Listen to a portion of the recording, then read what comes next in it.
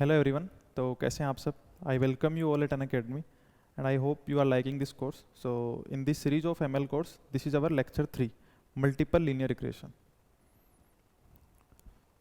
So before moving ahead, so if it is your first class, then I want to tell you about myself. So I have achieved All India Rank 13 in GATE. I have done my masters in data science from IIT Guwahati and expertise in these subjects: ML, DL, AI and probability and statistics. Practice sets और notes के लिए ये जो Telegram channel है मनोज के DSEI, ये तुम join कर सकते हो. इसमें सारे नोट्स और प्रैक्टिस सेट्स इसी चैनल में मिलेंगे, ठीक है. और अगर तुम्हें फ्री कंटेंट देखना है data science related, data science और AI से रिलेटेड, तो ये अनअकैडमी की प्रोफाइल है, इसे आप फॉलो कर सकते हो. इस कोर्स में कहीं भी कोई भी क्वेरी, कंटेंट में कहीं भी कोई क्वेरी आए तो ये मेरा पर्सनल व्हाट्सअप नंबर है, वहाँ पे पूछ सकते हो. वैसे तो अगर चैनल में एक लिंक है ग्रुप का, वहाँ एक कम्युनिटी है ऑलरेडी, तो वहाँ डिस्कस करेंगे तो वहाँ रिजॉल्व हो जाएगा. फिर भी अगर कोई क्वेरी रहती है तो ये कर सकते हो, ठीक है. तो अब अपन क्लास शुरू करते हैं, अपन अपना लेक्चर 3 जो है वो शुरू करते हैं, ठीक है.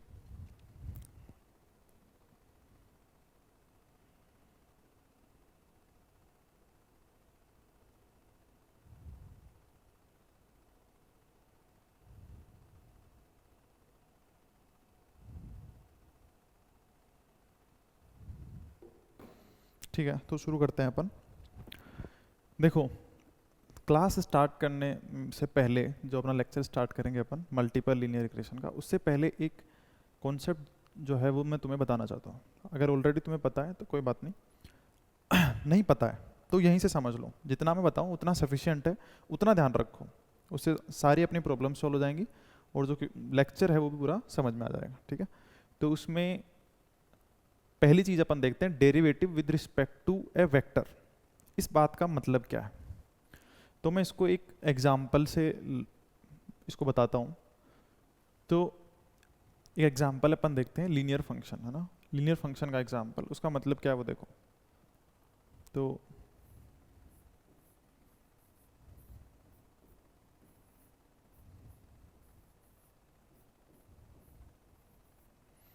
देखो, ये मैंने कुछ फंक्शन लिखा है. ये फंक्शन क्या है मैं समझाता हूँ. बीटा जो है ना वो एक स्केलर वैल्यू है. स्केलर वैल्यू समझते हो?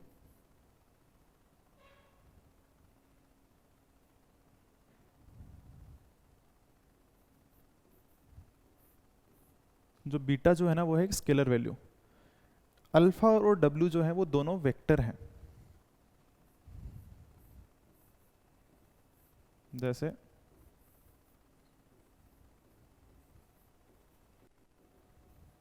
अल्फा के तक.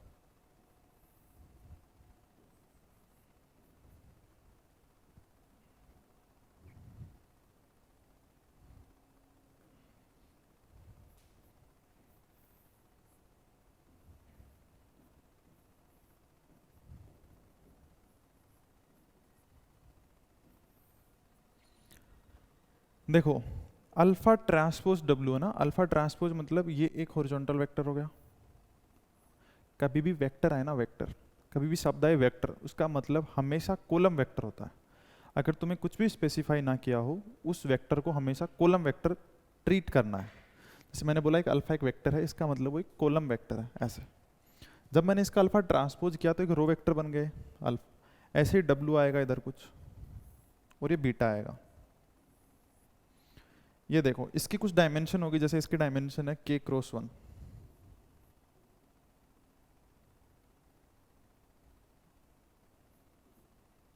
ठीक है, ओ सॉरी, इसकी जो डायमेंशन है वो है k क्रॉस 1 और इसकी डायमेंशन क्या होगी 1 क्रॉस k. तो जो यहाँ से इनके मल्टीप्लाई से जो वैल्यू आएगी ना, उसकी डायमेंशन होगी 1 क्रॉस 1. तो यहाँ भी एक आएगी वैल्यू और यहाँ भी एक वैल्यू आएगी. तो इनको ऐड कर देंगे तो इसका जो आउटपुट होगा ना वो एक सिंगल वैल्यू होगी, स्केलर वैल्यू होगी. तो जो फंक्शन है ना वो स्केलर है, मतलब एक सिंगल वैल्यू है, बट इस फंक्शन में कुछ वेक्टर्स हैं, जैसे अल्फा एक वेक्टर है, डब्लू एक वेक्टर है, बीटा एक स्केलर वैल्यू है। ऑब्वियसली बीटा को एक स्केलर वैल्यू होना पड़ेगा, क्यों? क्योंकि इन दोनों का मल्टीप्लाई जो है, मल्टीप्लाई या मैं कह सकता हूँ अल्फा ट्रांसपोज डब्लू जो है वो एक सिंगल वैल्यू आ रही है, तो इसको भी एक सिंगल वैल्यू है, स्केलर वैल्यू होना पड़ेगा। अब मैं तुमसे पूछ रहा हूँ कि मुझे इसका डेरिवेटिव बताओ, इस एफ का,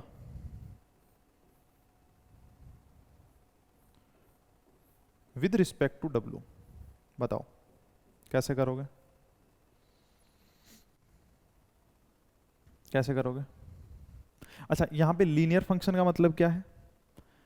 लीनियर फंक्शन का मतलब ये है कि ये जो एफ है ना, ये डब्लू के रिस्पेक्ट में लीनियर है। यहाँ पे पावर नहीं है इसकी कुछ, ये जो वेक्टर है डब्लू, ये सिर्फ एक सिंगल वैल्यू में है।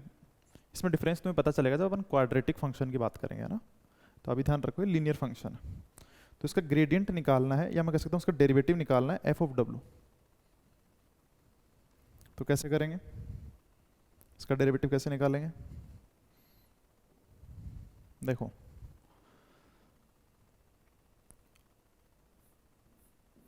कोई भी जो फंक्शन होता है ना, कोई भी जो फंक्शन होता है, जैसे एफ एक स्केलर फंक्शन है, इसका एक वेक्टर के रिस्पेक्ट में डेरिवेटिव लेना है। समझो बात, स्केलर के रिस्पेक्ट में तो अपन डेरिवेटिव लेते हैं हमेशा, बट अभी जो अपने को डेरिवेटिव लेना है ना, वो एक वेक्टर के रिस्पेक्ट में लेना है। तो इसका जो डेरिवेटिव होता है ना, वो ऐसे होता है किसी फंक्शन के लिए, जनरल फंक्शन के लिए, ये जो एफ है इसका पार्शियल डेरिवेटिव W1 के रिस्पेक्ट में, W2 के रिस्पेक्ट में और W के।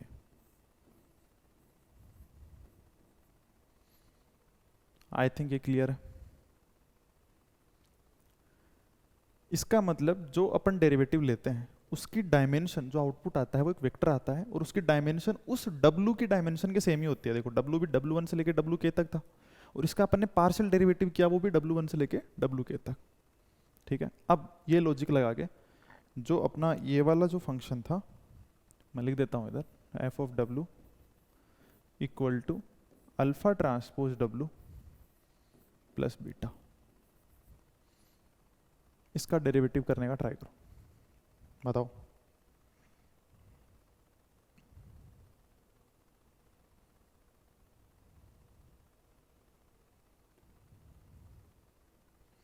देखो, मुझे पता है सॉरी, मुझे पता है कि जब मुझे इसका डेरिवेटिव करना होगा तो पहले मुझे W1 के रिस्पेक्ट में करना होगा ना। तो पहले तो मैं क्या करूँगा, ये वेक्टर है तो इसको वेक्टर के रूप में तोड़ लेता हूँ, जो वेक्टर है उनकी वैल्यू रख लेता हूँ मैं। तो देखो, इसको मैं ऐसे लिख सकता हूँ, सॉरी ये तो एक हॉरिजॉन्टल वेक्टर है या रो वेक्टर है, तो इसको मैं लिख सकता हूँ अल्फा 1 अल्फा 2 और ये अल्फा के तक। ऐसे ही W के लिए लिख सकता हूँ W1 W2 और WK तक प्लस बीटा। अच्छा, इसको मैं जब मल्टीप्लाई करूंगा तो ये क्या आएगा, alpha 1 W1 plus alpha 2 W2 plus alpha के WK। ठीक है, किसी भी वेक्टर को वेक्टर से मल्टीप्लाई करते हैं तो ऐसे मल्टीप्लाई करते हैं, इस वैल्यू को करेंगे मल्टीप्लाई इससे, इसको करेंगे इससे, इसको करेंगे इससे, इसको करेंगे इससे। ठीक है, और प्लस बीटा। अब देखो, मुझे इसका W1 के रिस्पेक्ट में डेरिवेटिव लेना है, पार्शियल, सॉरी W1 के रिस्पेक्ट में पार्शियल डेरिवेटिव लेना है। तो देखो, del F by del W1, मैं क्या लिख सकता हूँ, यहाँ से देखो W1 के रिस्पेक्ट में तो बाकी सारी चीज़ें कांस्टेंट हो गई, तो इसका मल्टीप्लाई है वो आएगा अल्फा 1। बाकी सारी चीज़ों में कहीं भी W1 नहीं है तो 0 0 और ये बीटा 0। ऐसे ही del F divide by del W2 is equal to alpha 2, del F divide by del WK is equal to alpha K. तो जब मैं इसका डेरिवेटिव लिखूं, grad of F of W वो क्या आएगा, अल्फा 1 अल्फा 2 और अल्फा के। और क्या मैं इसी को, ये एक अल्फा वेक्टर है, इसी को मैं अल्फा लिख सकता हूँ? बताओ यार, ये क्लियर है क्या? ये क्लियर आई थिंक। ये अलग अलग है थोड़ा सा, ठीक है, ये ऐसे, ये क्लियर है सब? देखो एक बार, क्लियर है ना? इसका मतलब क्या हुआ वो समझो। जब अपन इसका partial derivative, sorry partial derivative कर रहे हैं, खैर वो तो अपन ने कर लिया, बट जब अपन इसका ग्रेडियंट ले रहे हैं, किसका? एफ का। जब अपन इस एफ का ग्रेडियंट ले रहे हैं ना डब्ल्यू के रिस्पेक्ट में, वो आता है जो वेक्टर इसके मल्टीप्लाई में है उसका ट्रांसपोज। क्या मैं ऐसे कह सकता हूँ? नहीं कह सकता। देखो F of W, beta constant था 0, उसमें तो कोई डब्ल्यू है ही नहीं तो उसका 0 होना है।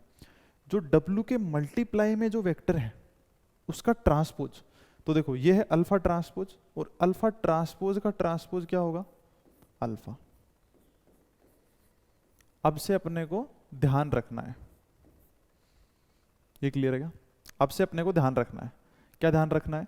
कि जब किसी फंक्शन का वेक्टर के रिस्पेक्ट में डेरिवेटिव करेंगे, और वो जो फंक्शन होगा लीनियर फंक्शन होगा, डब्ल्यू के रिस्पेक्ट में लीनियर होगा, उस केस के अंदर जो डब्ल्यू के मल्टीप्लाई में जो वेक्टर होगा, डब्ल्यू के मल्टीप्लाई में उसका ट्रांसपोज आएगा, और अल्फा ट्रांसपोज का ट्रांसपोज होता है अल्फा। ठीक है, ये तुम्हें पता होगा, वैसे भी करके देख सकते हो तुम। अल्फा ट्रांसपोज का ट्रांसपोज क्या आएगा? अल्फा। ओके, तो यहां से जो एक चीज तुम्हें ध्यान रखनी है वो ये है कि इसका जो मल्टीप्लाई है उसका ट्रांसपोज है ना, तो यह आएगा अल्फा।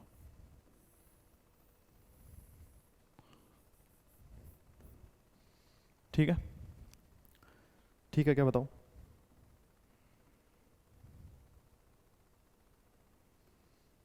Clear I think. अब अपन एक एग्जाम्पल और करते हैं, वो है क्वाड्रेटिक फंक्शन का।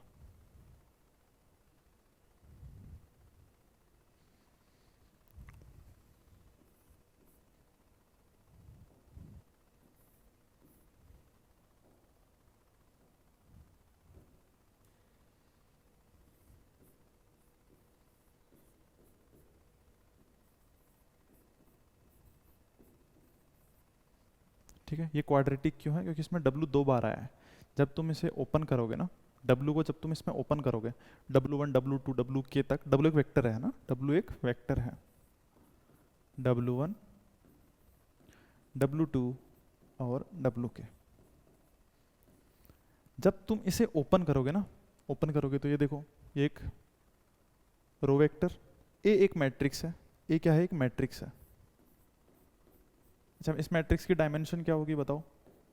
इस मैट्रिक्स की डायमेंशन क्या होगी? मान लो W जो है वो है K क्रॉस 1 का, है ना, K रो और एक कॉलम, तो W ट्रांसपोज कितने का होगा? 1 क्रॉस K का, और इधर क्या होगा? K क्रॉस 1, है ना, तो ये मैट्रिक्स की डायमेंशन क्या होगी? K cross K। ठीक है ना, तभी ये जो टोटल मल्टीप्लिकेशन है पॉसिबल है। क्लियर है ना? ये चीज़ें तो पता है ना, मल्टीप्लिकेशन कब पॉसिबल होता है? P cross Q, Q cross R, तो जब ये सेम होता है Q और Q दोनों में ना, ये चीज़ें बेसिक बेसिक चीज़ें हैं, ये तो ध्यान रखनी चाहिए। ठीक है, तो ये जो एक की है वो डायमेंशन होगी K क्रॉस के। ए कोई भी मैट्रिक्स है जिसमें कुछ वैल्यू हो सकती है, ठीक है, कोई कांस्टेंट वैल्यू हो सकती है। अब मुझे इस f का मुझे डेरिवेटिव लेना है W के रिस्पेक्ट में। कैसे करेंगे? सेम तरीका, W को ओपन करोगे, W1 W2 WK, ए एक मैट्रिक्स आएगी, मान लो इसमें कुछ कांस्टेंट वैल्यू है K क्रॉस के में, फिर एक W आएगा हॉरिजॉन्टल, सॉरी वर्टिकल, W1 से WK। देखो इनको आपस में मल्टीप्लाई करोगे ना, जो W की टर्म है W1 W2 उनका स्क्वायर होगा, या वो आपस में मल्टीप्लाई होंगे W1 W2, समझ रहे हो बात? स्क्वायर होगा टर्म्स का। और ऐसे केस के अंदर ये क्या है? क्वाड्रेटिक फंक्शन है। ठीक है, जब इसका तुम डेरिवेटिव करोगे ना, इस f का W के रिस्पेक्ट में डेरिवेटिव करोगे, तो अब तुम्हें ध्यान रखना है, वैसे तुम कर सकते हो, कर सकते हो तुम, और ग्रुप में डिस्कस करोगे तो तुम्हें बता भी देंगे, क्योंकि उन्हें पता है जो प्लस पे पढ़ा था। तो इसका जो डेरिवेटिव होगा ना, इस फंक्शन का डेरिवेटिव होगा, वो होगा ये ध्यान रखना है। ये बहुत सारी जगह पे मशीन लर्निंग में बहुत सारी जगह पे ये चीज़ें काम आती हैं। बस ये आई थिंक क्लियर है सबको। तो अपन ने एक मैथमेटिकल कॉन्सेप्ट पढ़ा है, किसी फंक्शन, स्केलर फंक्शन का वेक्टर के रिस्पेक्ट में डेरिवेटिव कैसे करते हैं। तो पहला जो फंक्शन था वो था linear alpha transpose W plus beta. इसके अंदर सीधा सा ध्यान रखना है, जिसके रिस्पेक्ट में डेरिवेटिव कर रहे हो डब्ल्यू के रिस्पेक्ट में, तो उसका जो मल्टीप्लाई वेक्टर है उसका ट्रांसपोज मतलब अल्फा। सिमिलरली अगर यहाँ पे डब्ल्यू ट्रांसपोज ए डब्ल्यू है और डब्ल्यू के रिस्पेक्ट में अगर आप डेरिवेटिव कर रहे हो, तो जो मैट्रिक्स आएगी उसका ट्रांसपोज प्लस वापस वो matrix into multiply with W. ठीक है, चलो आगे चलते हैं। तो थोड़ा रिकैप कर लेते हैं वरना लास्ट की जो 2 क्लासेज हैं आई थिंक आप सबने देखी होगी, फिर भी मैं एक बार एक शॉर्ट रिकैप उसका दे देता हूँ। अपन ने क्या बात करी थी, बेसिक बात कहाँ से स्टार्ट हुई थी? बेसिक बात स्टार्ट हुई थी डेटा से, है ना। डेटा बिना कुछ नहीं है, तो पहली काम की चीज़ क्या है? डेटा। इस डेटा को अपन पास करते हैं एक मशीन में, और ये मशीन मुझे एक फंक्शन डिजाइन करके देती है, फंक्शन एफ। वो फंक्शन क्या होता है? वो फंक्शन लेता है कुछ इनपुट,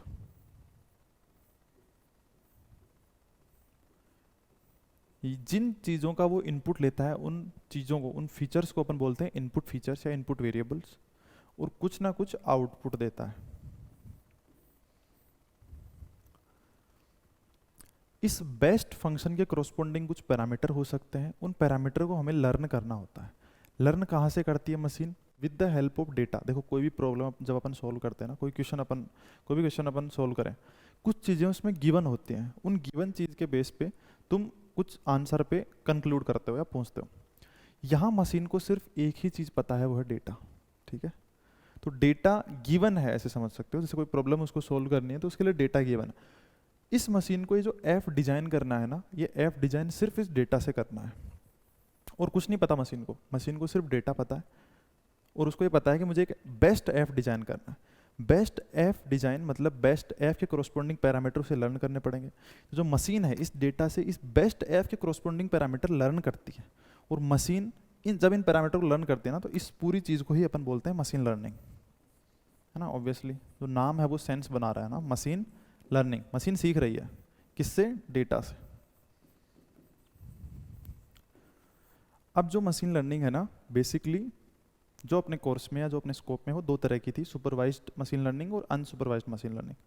बट अपन ने अनसुपरवाइज्ड मशीन लर्निंग को एक बार नहीं देखते हैं अपन, क्योंकि अपना जो मेन फोकस है वो अपन सुपरवाइज्ड मशीन लर्निंग पे रखते हैं।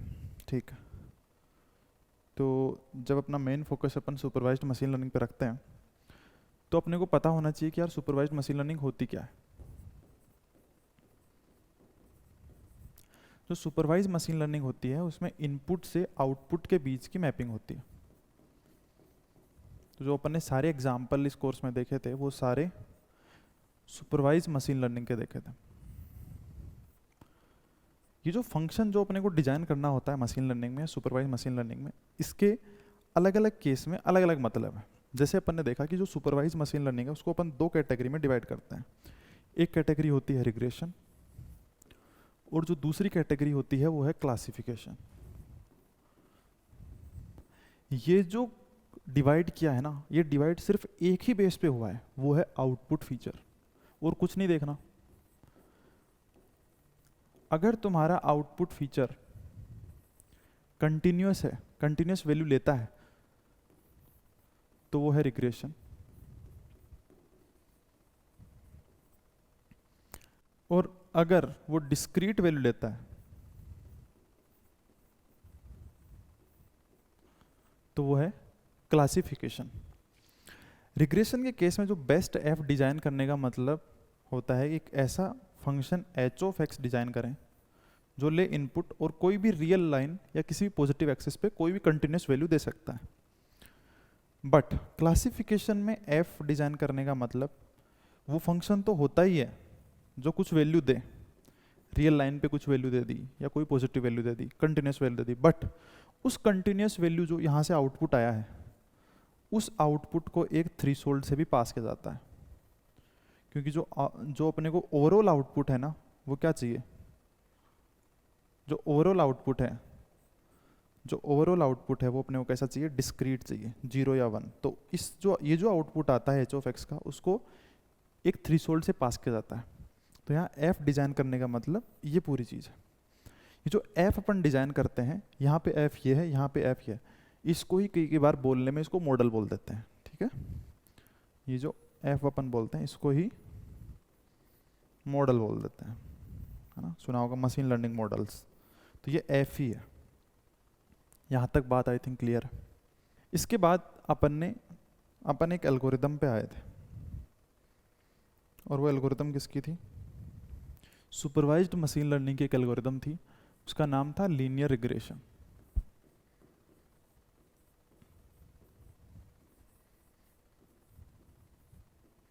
रिग्रेशन मतलब कर्व फिटिंग, क्योंकि सिर्फ इसमें एच ऑफ एक्स चाहिए, कोई थ्रेशोल्ड नहीं चाहिए, तो एक कर्व फिटिंग प्रॉब्लम है।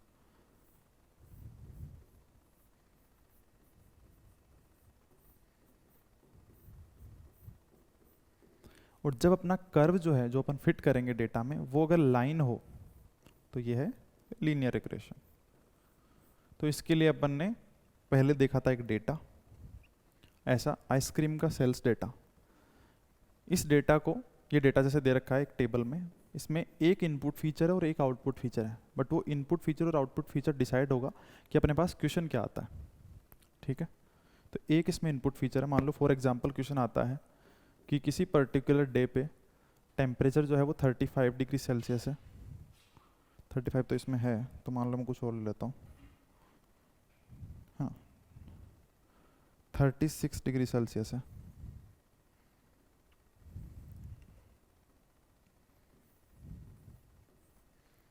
तो बताओ उस पे आइसक्रीम की सेल कितनी होगी?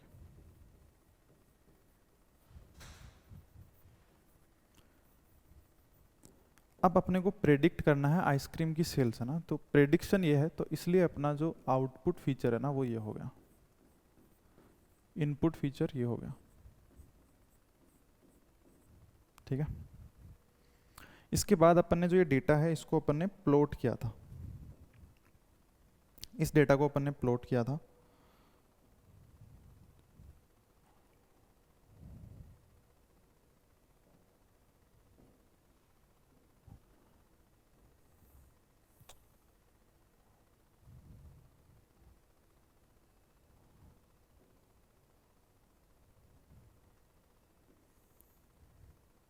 इस डेटा को अपन ने प्लॉट किया था, और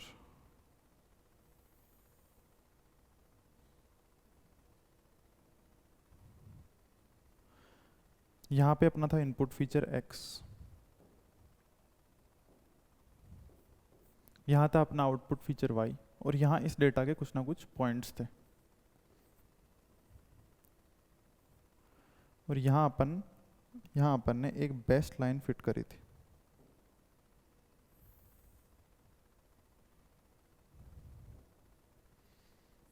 बेस्ट लाइन, तो बेस्ट लाइन फिट करने के लिए अपन ने कई सिनेरियो देखे थे। समेशन ऑफ EI को मिनिमाइज कर सकते हैं सारी लाइंस के लिए जो इस प्लेन में है, समेशन ऑफ EI स्क्वायर को मिनिमाइज कर सकते हैं, summation of mode of EI को मिनिमाइज कर सकते हैं, ठीक है। बट उसमें से अपन ने चूज किया कि अपन समेशन ऑफ EI स्क्वायर को मिनिमाइज करेंगे। एक रीजन अपन ने देख लिया था, एक फंडामेंटल और basic core reason summation of EI square को चूज करने का, वो अपन कुछ क्लासेस के बाद देखेंगे, जब अपन अपना जो रिग्रेशन वाला पार्ट है, लीनियर रिग्रेशन और पोलिनोमियल रिग्रेशन, रेगुलराइजेशन, ये चीज़ें खत्म हो जाएंगी, उसके बाद अपन देखेंगे लाइकलीहुड के कॉन्सेप्ट में, ठीक है। तो अभी तो ध्यान रखना है कि बेस्ट लाइन के लिए अपन क्या करेंगे, समेशन ऑफ EI स्क्वायर को मिनिमाइज करेंगे। इस लाइन की इक्वेशन अपन ने मानी थी a प्लस bx, तो जब अपन ने समेशन ऑफ EI स्क्वायर को मिनिमाइज किया तो अपने पास दो इक्वेशन आई। इक्वेशन याद रखने का सीधा तरीका, पहले y equal to a plus bx रख दो, y का बार x का बार, ठीक है, सिंपल। बार के नीचे अपने को x घुसाना है, बार के नीचे x बार x बार x, तो यहाँ पे मल्टीप्लाई हो जाएगा। और ये दो इक्वेशन, दो वेरिएबल, इक्वेशन 1 इक्वेशन 2, वेरिएबल कौन कौन से हैं, a और b। ये जो दोनों इक्वेशन है ऑप्टिमल वैल्यू देंगी a और b, जिसके लिए समेशन ऑफ EI स्क्वायर की वैल्यू मिनिमम है, ठीक है। यहाँ तक अपन ने पढ़ लिया था।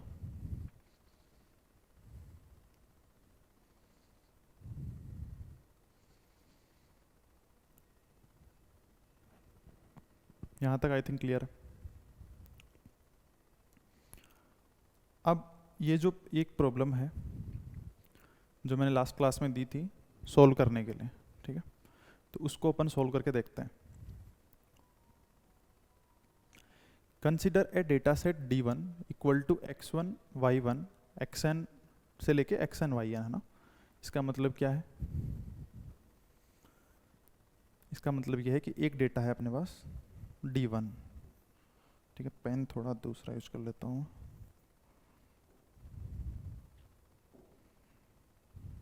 D1 डेटा है, उसमें x1 और y1, ठीक है। फिर ओके, ऊपर वैल्यूज हैं तो ऐसे वैल्यूज हैं उसमें x1 y1, फिर x2 y2, फिर इसमें लिख सकता हूँ मैं xn y, ठीक है। ऐसे डेटा है, ये डेटा है D1 with a linear regression model y equal to W1x plus B1, ठीक है। तो ये जो डेटा है इसमें अपन एक लाइन फिट करेंगे W1x प्लस B1 की, ठीक है। That minimises the mean square error ना। मीन स्क्वायर एरर क्या होता है? देखो, स्क्वायर्ड एरर होता है summation of EI square. Mean squared error मतलब उसका ले लो एवरेज, ठीक है। इसको मिनिमाइज करना है तो ये क्या है? कांस्टेंट है 1/n। तो इस पूरी टर्म को मिनिमाइज करने का मतलब है इसको मिनिमाइज करना, ठीक है, जो अपन ने किया था। ओके, अब एक सेकंड डेटा सेट पिक्चर में आता है, वो है D2 is created by transforming D1 as follows, है ना। तो D1 में थोड़ा बहुत चेंज करते हैं। जो वैल्यूज हैं उसकी x1 वाली x वाली, उनमें सब में अल्फा जोड़ते हैं और y वाले में बीटा जोड़ते हैं। तो इसका मतलब कैसे? D2 ऐसा है।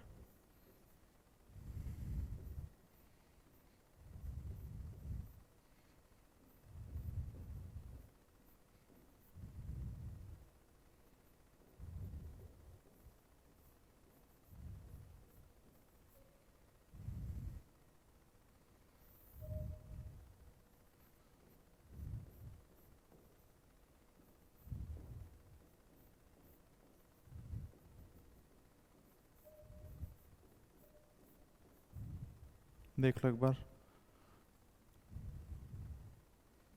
है ना। I think it is clear. फिर alpha and beta are greater than 0। And एक चीज इसने और बोली है, वो बड़ी काम की चीज है, ये वाली चीज,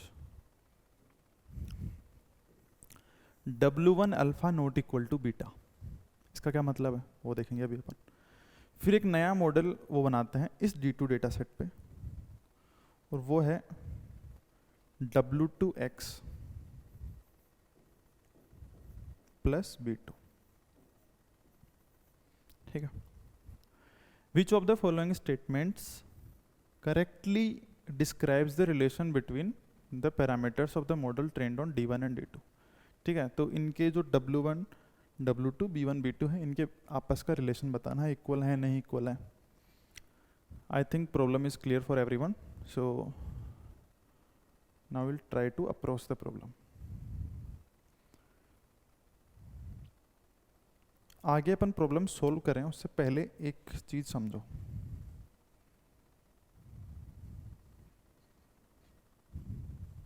वन सेकेंड।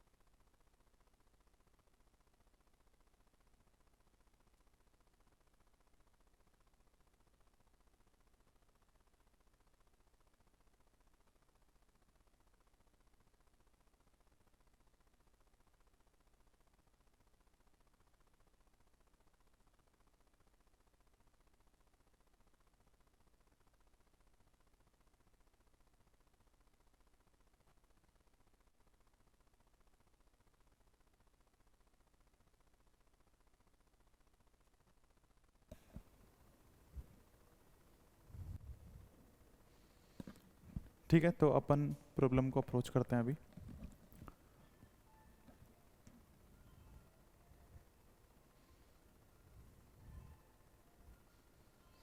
देखो,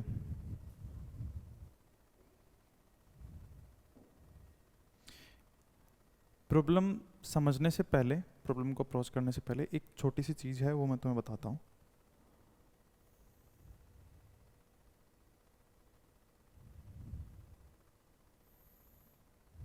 ठीक है, एक चीज़ तुम देखो कि मान लो जैसे यहाँ पे ये दो एक्सिस हैं, कुछ भी मान लो, तो जैसे ये दो पॉइंट है, ठीक है,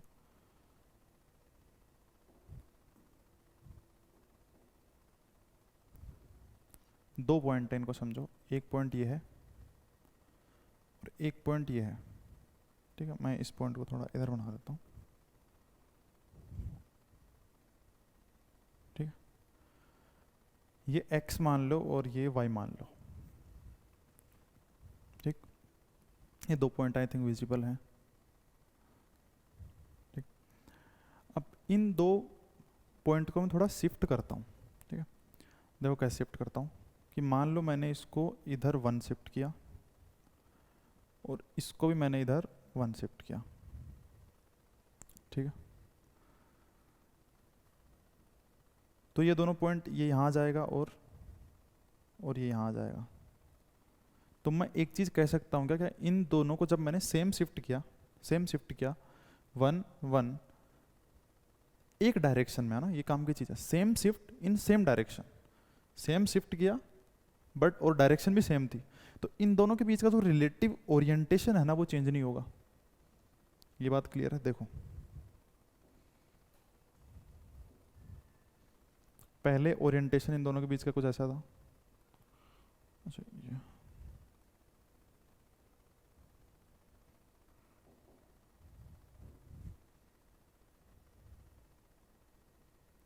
ये इक्वल सा है 1।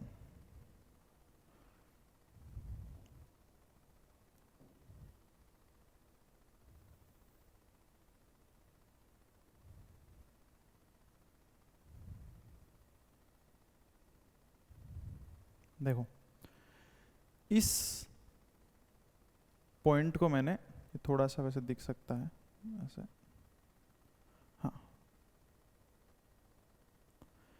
इस पॉइंट को मैंने 1 शिफ्ट किया सेम डायरेक्शन में, इस पॉइंट को भी मैंने 1 शिफ्ट किया सेम डायरेक्शन में, तो जो इन दोनों का आपस में जो रिलेटिव ओरिएंटेशन है ना, वो चेंज नहीं होगा। देखो, यहाँ जब तुम बैठे हो तो तुम्हारे रिस्पेक्ट में ये वाला पॉइंट इस किसी एंगल पे है, जब तुम यहाँ बैठे हो तो भी उसी सेम एंगल पे है कि नहीं? इसका मतलब किसी पॉइंट को अपन सेम डायरेक्शन में सेम डिस्टेंस से शिफ्ट करें तो उन पॉइंट्स का, मान लो 2 पॉइंट हैं या 3 पॉइंट हैं, इन सारे पॉइंट्स को अगर सेम डायरेक्शन में सेम डिस्टेंस से शिफ्ट करें तो उनका रिलेटिव ओरिएंटेशन सेम रहता है।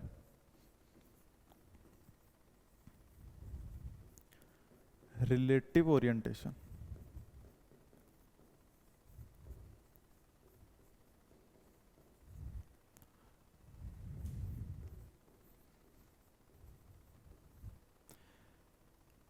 ऐसे ही मान लो कि मैं इसमें क्या करूं,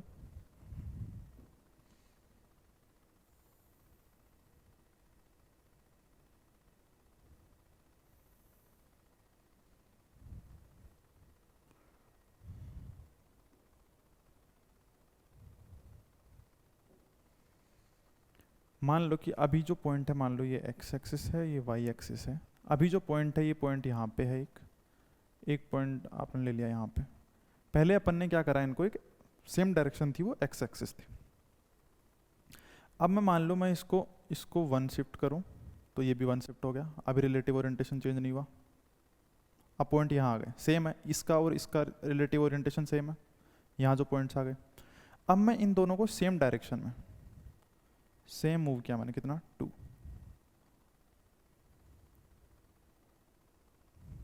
कितना मूव किया 2 मूव किया।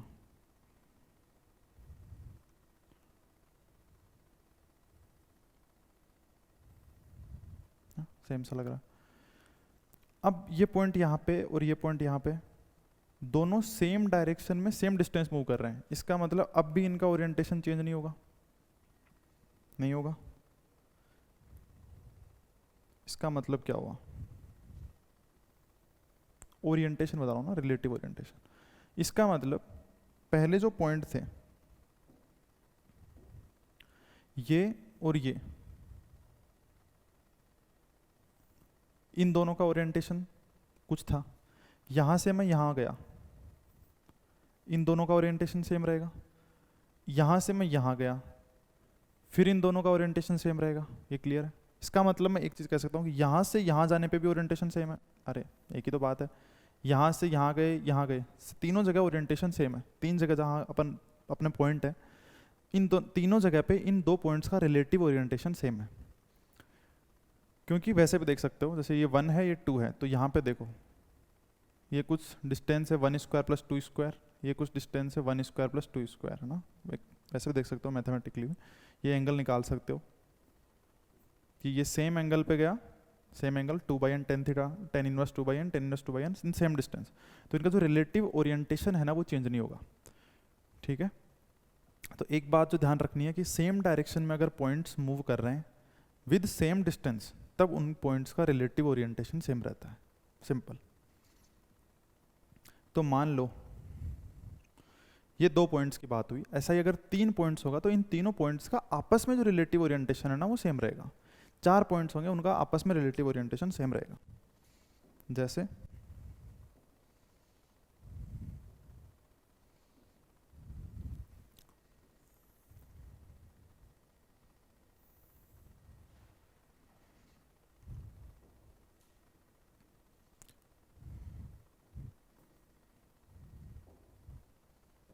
जैसे 3 पॉइंट मान लो ऐसे हैं,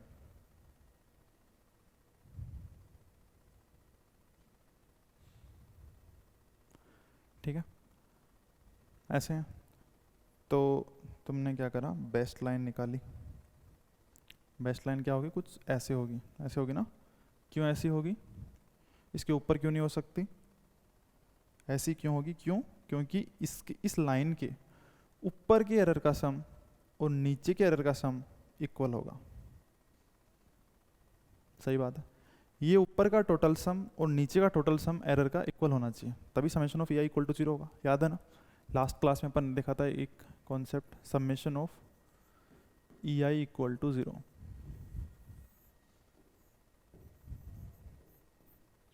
तो अपनी जो लाइन है वो कुछ इस तरह से ही होगी, इन जो पॉइंट्स इनके बीच में आएगी। ठीक है,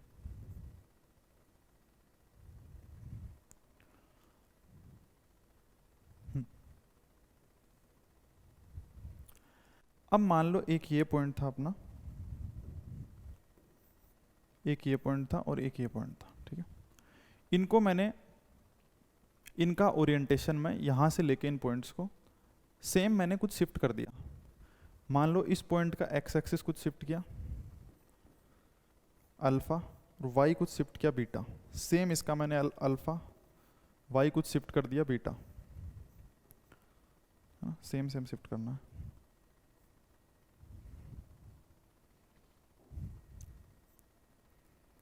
ऐसे ही इसका मैंने कुछ शिफ्ट किया अल्फा और वाई कुछ शिफ्ट किया बीटा। तो अब जो तीनों पॉइंट होंगे ना उनका भी जो रिलेटिव ओरिएंटेशन है वो सेम रहेगा। इसका मतलब जब मैं ये लाइन फिट करूंगा ना इसके अंदर, जब मैं लाइन फिट करूंगा, जब मैं इसमें लाइन फिट करूंगा तो वो लाइन जो आएगी वो इस लाइन के ही पैरेलल आएगी, ये तो क्लियर है।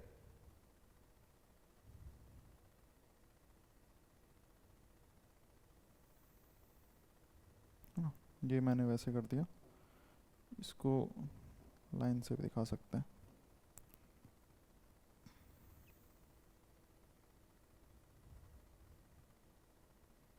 ये जो न्यू लाइन आएगी ना वो लाइन पहले डेटा सेट पे ट्रेन लाइन के पैरेलल आएगी। ये कॉन्सेप्ट क्लियर है क्या सबको, ये बताओ। जब रिलेटिव ओरिएंटेशन सेम है, जब तुम्हारा रिलेटिव ओरिएंटेशन सेम है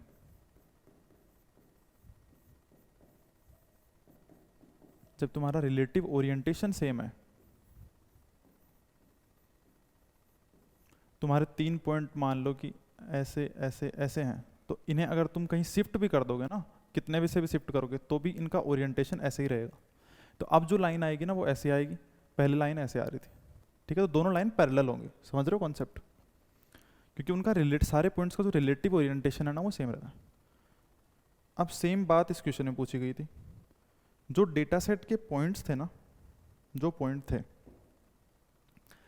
इस डेटा सेट D1 के पॉइंट्स और ये जो डेटा सेट है D2 के पॉइंट्स, ये D1 और ये D2, इनमें फ़र्क क्या है? इन सारे पॉइंट्स को सेम डायरेक्शन में और सेम डिस्टेंस से शिफ्ट किया गया। कैसे? जब तुम x1 को शिफ्ट कर रहे हो तो x1 plus alpha, y1 plus beta, ना। x2 को शिफ्ट कर रहे हो तो उसको भी अल्फा और y को बीटा, ऐसे x3 को अल्फा y को बीटा, ठीक है। तो सेम चीज़ हो गई, ये जो अपन ने पीछे करी ना, ये सेम बात हो गई, ये वाली, ठीक है, ये वाली जो 3 पॉइंट वाली देखी थी अपन ने। इसका मतलब एक बात तो पक्की है कि जो लाइन अपन फिट करेंगे उनका स्लोप सेम रहेगा, ठीक है। तो यहाँ से एक चीज़ क्लियर हो गई कि स्लोप सेम रहेगा, मतलब W1 इक्वल टू W2।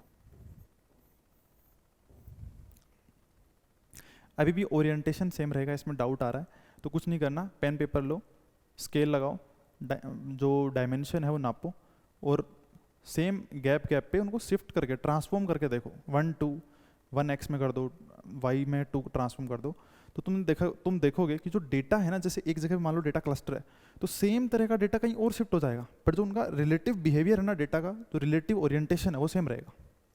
अच्छा, और ये चीज़ ध्यान भी रखनी है आपसे। तो इसका मतलब ये हुआ कि इन दोनों लाइंस का स्लोप सेम रहेगा। अब अपन आते हैं दूसरी बात पे, वो है B1 और B2। कहाँ गया ये, B1 और B2 पे, तो वो कैसे चेक करेंगे?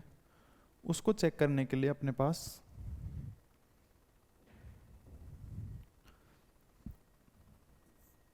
एक चीज़ है, वो क्या है? Summation of EI equal to 0। इसका मतलब क्या है कि अपने पास पहले डेटा सेट D1 था, जब D1 डेटा सेट था तो अपने पास एक बेस्ट लाइन आई। लाइन क्या थी? W1 x plus B1। तो जब बेस्ट लाइन आई तो उसका D1 डेटा सेट के लिए जो समेशन ऑफ EI है वो 0 होना चाहिए। इसका मतलब मैं लिख सकता हूँ summation of YI minus W1 xi plus B1 equal to 0। ठीक है, ओके। सिमिलरली बात मैं किसके लिए कर सकता हूँ? D2 डेटा सेट के लिए।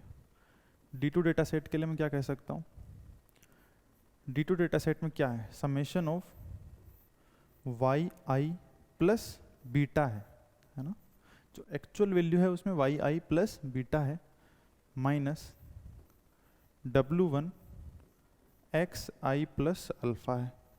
सॉरी, हाँ वैसे कह सकते हैं अपन W1 और W2 सेम ले सकते हैं क्योंकि अपन प्रूव कर चुके हैं कि दोनों सेम है। ठीक है, तो यहाँ भी लिख सकते हैं xi plus b alpha plus B2 equal to 0। ठीक है, अब इसमें देखो, D2 वाले में देखो, मैं इसको ऐसे लिख सकता हूँ summation of YI minus W1 xi plus B1 plus B1 plus beta. ध्यान से देखो अभी, है ना, अभी समझाता हूँ कैसे। Minus W1 alpha plus B2 equal to 0। सही लिखा है क्या? YI minus W1 x plus B1 plus beta minus W1 alpha plus B2। देखो मैंने क्या किया, ये थी अपने पास चीज़, इसमें से समेशन ऑफ ये YI और W1 xi ये लिया मैंने, और इसमें एक चीज़ ऐड कर दी प्लस B1। ठीक है, तो ये माइनस में मैंने ऐड करी, माइनस B1 ऐड किया, तो मैंने को प्लस B1 ऐड करना पड़ेगा टोटल 0 रखने के लिए, तो मैंने यहाँ पे प्लस B1 कर दिया। बाकी चीज़ें वैसे की वैसे ही हैं। माइनस W1 अल्फ़ा ये है, प्लस का B2 ये है, ठीक है, और बीटा ये है। ये अपने को पता है कि इसका जो समेशन है ना वो है 0, ये अपने को पता है, यहाँ से पता है ना, ये चीज़ है 0। तो इनका समेशन अपना समेशन 0 आ गया अपने पास, समेशन ऑफ B1 अच्छा यहाँ पे और कुछ गड़बड़ करी क्या अपन ने, ओके एक गड़बड़ करी है अपन ने, गड़बड़ क्या करी है, माइनस ऑफ ये B2 है ना, तो यहाँ पे माइनस ऑफ B2 आएगा, क्लियर है। देखो minus of W1 xi plus alpha plus B2 है ना, तो माइनस जब इधर जाएगा तो ये क्या आएगा, माइनस B2 है ना, माइनस इसके पास है तो माइनस B2, ठीक है। ये 0 हो गया, ये क्या आएगा अपने पास, B1 plus beta minus W1 alpha minus B2,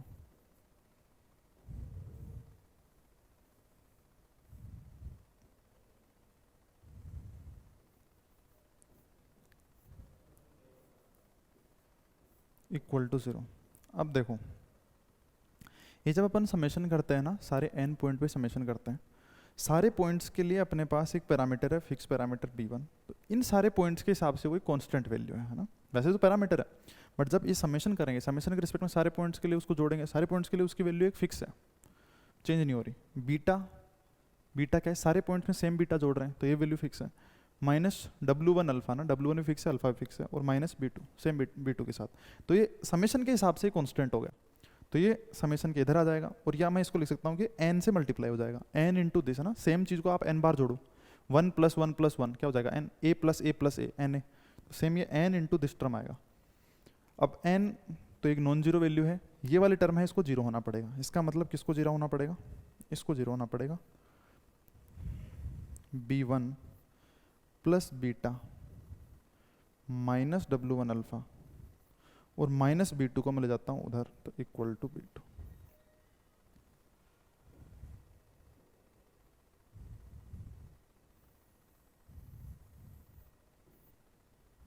ये दिख रहा है क्या? अब देखो ये रिलेशन आया अपने पास।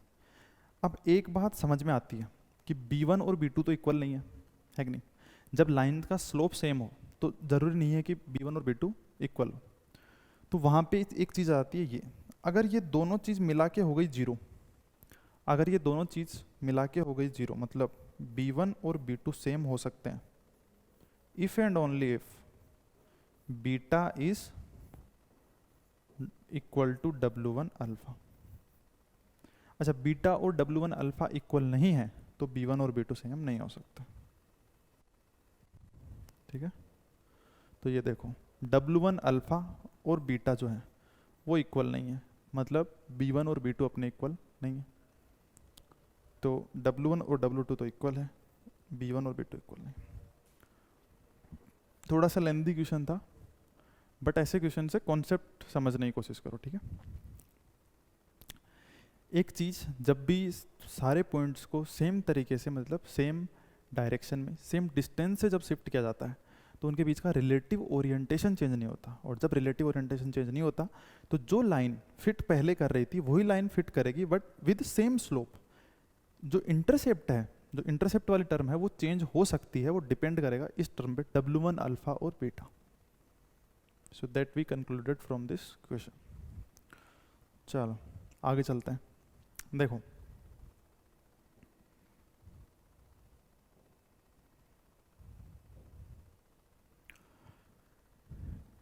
जब अपन लीनियर रिग्रेशन लगा रहे हैं और एक लाइन फिट कर रहे हैं तो अपन ये कह रहे हैं कि अपने को एक लाइन है a + bx, वो लाइन फिट करनी है विद ऑप्टिमल पैरामीटर वैल्यू, है ना, ऑप्टिमल पैरामीटर वैल्यू।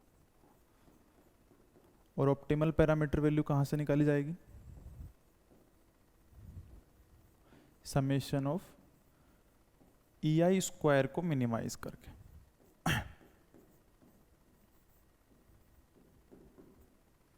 ठीक है। अच्छा मैं इस एक को थोड़ा सा रिप्लेस कर देता हूँ, W0, ए को W0 से, ना न्यू नोटेशन, जो पैरामीटर ए और बी को अपन देख रहे थे, अपन उसको थोड़ा न्यू नोटेशन में चेंज करते हैं। W0 ए को मैं W0 बोल रहा हूँ और बी को मैं बोल रहा हूँ W1, है ना, लिख सकता हूँ मैं से, but with new parameter W0 and W1। ठीक है, यहाँ पे W0 W1 कैसे निकालेंगे, समेशन ऑफ EI स्क्वायर को मिनिमाइज करेंगे और अपने पास कितनी इक्वेशन आएंगी, 2 इक्वेशन आएंगी। कितने पैरामीटर हैं, 2, W0 और W1, जैसे वहाँ पे ए और बी थे, यहाँ पे W0 W1, 2 इक्वेशन 2 पैरामीटर।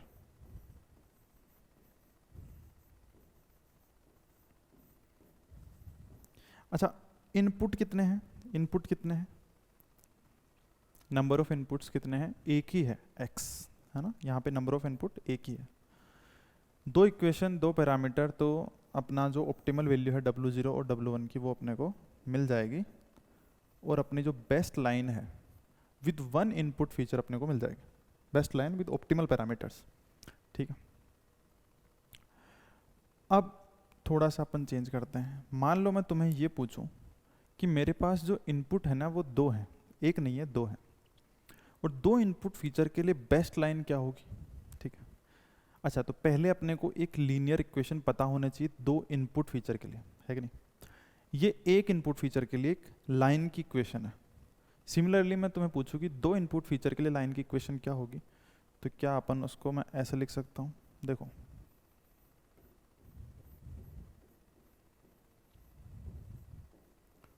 देखो वहाँ पे एक ही इनपुट फीचर था x, तो मैंने W0 प्लस W1x रहने दिया। यहाँ पे 2 इनपुट फीचर आए, तो W0 प्लस W1x1 यहाँ तक तो सेम ही है। 2 इनपुट फीचर है तो दोनों को नाम दिया x1 और x2, तो ये x1 और ये x2। ठीक है, ये एक लाइन की ही इक्वेशन है ना, एक लाइन की इक्वेशन पढ़ा होगा तुमने, a plus b x plus c y plus d z, जब x y z में जब लेते हैं अपन, यहाँ पे x1 और x2 2 फीचर ले रहे हैं, तो उसके रिस्पेक्ट में जो लाइन की इक्वेशन आएगी वो ये आएगी W0 plus W1x1 plus W2x2। अच्छा मुझे एक बात बताओ, जो सेम मैं तरीका इसमें लगाऊं समेशन ऑफ EI स्क्वायर को मिनिमाइज करने का, तो मुझे कितनी इक्वेशन बनानी पड़ेंगी टू सॉल्व दिस इक्वेशन और to get the best line with 2 input features. कितनी इक्वेशन बनेंगी समेशन ऑफ EI स्क्वायर से, कितनी बनेंगी, 2 या 3 या 4। देखो यहाँ अपने को पैरामीटर कितने चाहिए, W0 चाहिए, W1 चाहिए और W2 चाहिए, 3 पैरामीटर चाहिए। 3 पैरामीटर के लिए कितनी इक्वेशन चाहिए, 3 इक्वेशन। वैसे तुम देख भी सकते हो, ये जो EI स्क्वायर एरर फंक्शन आएगा ना, उसको 3 बार पार्शियल डेरिवेटिव करना पड़ेगा। 3 पैरामीटर होंगे, W0 W1 और W2 के, तो 3 इक्वेशन आएंगी। इनपुट कितने हैं यहाँ पे, 2 इनपुट हैं, 2 इनपुट हैं तो इक्वेशन कितनी आ रही है, 3। यहाँ एक इनपुट था तो इक्वेशन कितनी आ रही थी, 2 इनपुट हैं तो इक्वेशन आ रही है 3। अच्छा मान लो मेरे पास बहुत सारे इनपुट हैं, मान लो मेरे पास D इनपुट है, तो मैं क्या उसको ऐसे लिख सकता हूँ,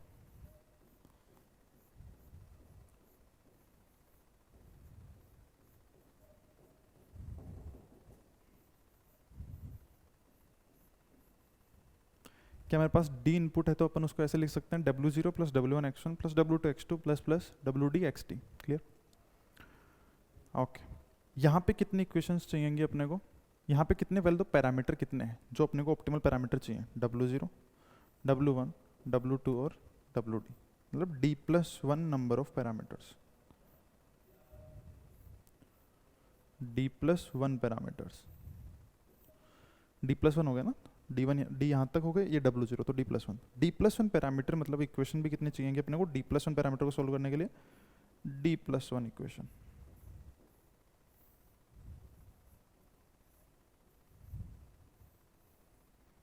ठीक है, तो जब अपना ये D बहुत ज़्यादा होता है ना, तो इस तरह से समेशन ऑफ EI स्क्वायर को मिनिमाइज करके D+1 इक्वेशंस को सोल्व करना एक बड़ा ही टीडियस अप्रोच हो जाती है। ठीक है, तो इस केस को, जहाँ पे बहुत सारे इनपुट फीचर हों, इस केस को कैसे हैंडल करेंगे अपन वो देखते हैं। तो पहले तो ये दिक्कत है, इसमें क्या दिक्कत है, for large number of features D solving D+1 different equations, है ना, D+1 क्यों, वो अपन ने देख लिया, is a tedious approach and this necessitates. अब एक चीज़ की ज़रूरत अपने को महसूस होती है, that is a compact representation leading to a well defined solution. ठीक है, एक कॉम्पैक्ट रिप्रेजेंटेशन चाहिए, एक कॉम्पैक्ट सॉल्यूशन चाहिए, वो होगा मैट्रिक्स की फॉर्म में, मैट्रिक्स और वेक्टर्स की फॉर्म में। तो अब अपन उसमें डीप डाइव करते हैं।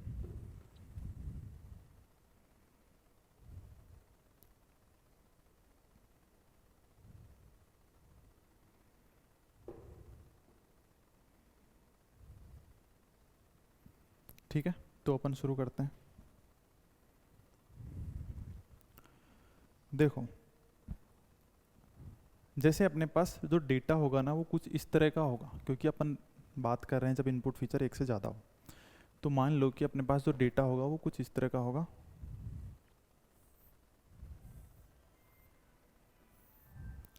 यहाँ पे एक इनपुट फीचर होगा, पहले तो सिर्फ एक ही था इनपुट फीचर तो x लेते थे अपन। अब यहाँ पे कई इनपुट फीचर होते हैं। यहाँ पे मान लो पहला इनपुट फीचर अपना x1, दूसरा इनपुट फीचर अपना x2, ऐसे करके मान लो अपना d इनपुट फीचर है तो xd, और यहाँ अपना होगा आउटपुट फीचर। तो ये हैं अपने सारे इनपुट फीचर और ये है अपना आउटपुट फीचर। जैसे सिमिलरली अपन ने जो केस लिया था हाउस प्राइस प्रेडिक्शन है ना, तो उसमें दो इनपुट फीचर थे, यहाँ पे d इनपुट फीचर है।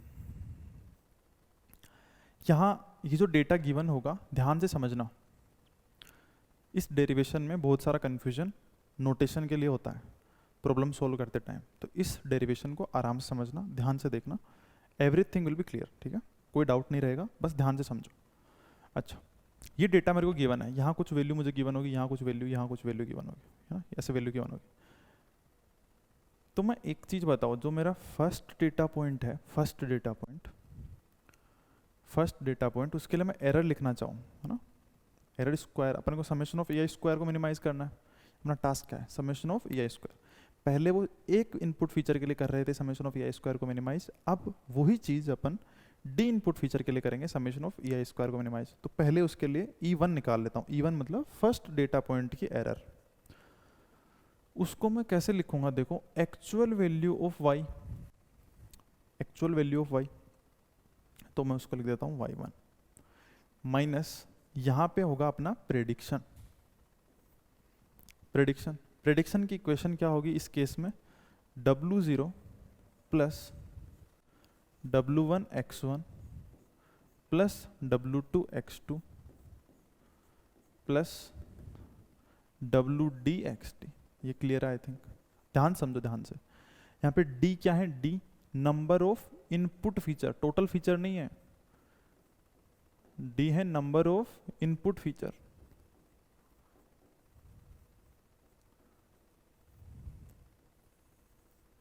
D क्या है, number of input feature, total feature नहीं है। टोटल कितने हैं, D तो ये है, y एक और है, D+1 टोटल फीचर है, पर जो इनपुट फीचर है वो क्या है, D है। ठीक है, अब देखो x1 से लेके xd तक जो इनपुट फीचर है, इनकी वैल्यू हर रो के लिए अलग अलग होगी। जैसे मान लो इस रो के लिए अलग, इस रो के लिए अलग, इस रो के लिए अलग। जैसे यहाँ पे वैल्यू है वो x1 की होगी, यहाँ वाली वैल्यू भी x1 की होगी, यहाँ वाली वैल्यू भी x1 की होगी, बट न्यू ट्रेनिंग इंस्टेंस। ठीक है, तो मैं एक नोटेशन देता हूँ, क्योंकि सब वैल्यू है वो x1 की है, तो एक नोटेशन अपने को ध्यान रखना है इस डेटा पॉइंट को रिप्रेजेंट करने के लिए। जो यहाँ वाली जो वैल्यू है ना,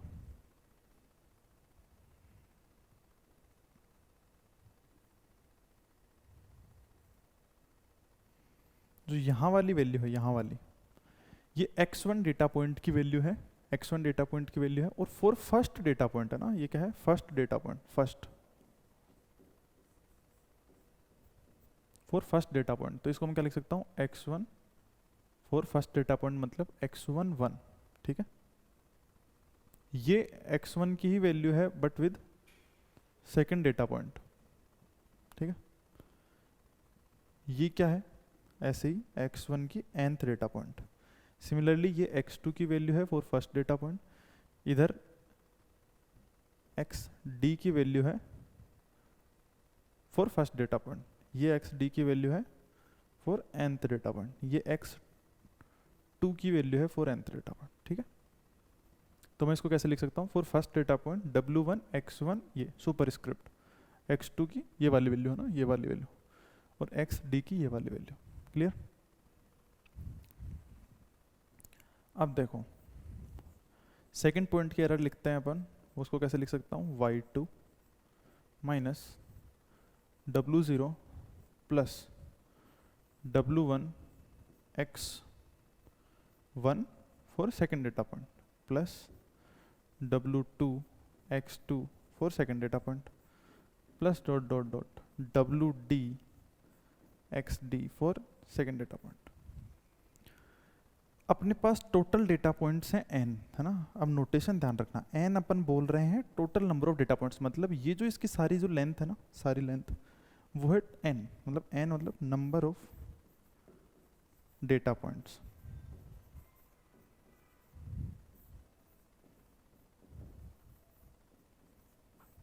ठीक है, n क्या है, नंबर ऑफ डेटा पॉइंट्स। तो ये मतलब n डेटा पॉइंट्स के लिए आएगा, मतलब अपन en तक जाएंगे, यहाँ पे yn होगा माइनस यहाँ पे क्या होगा w0 प्लस w1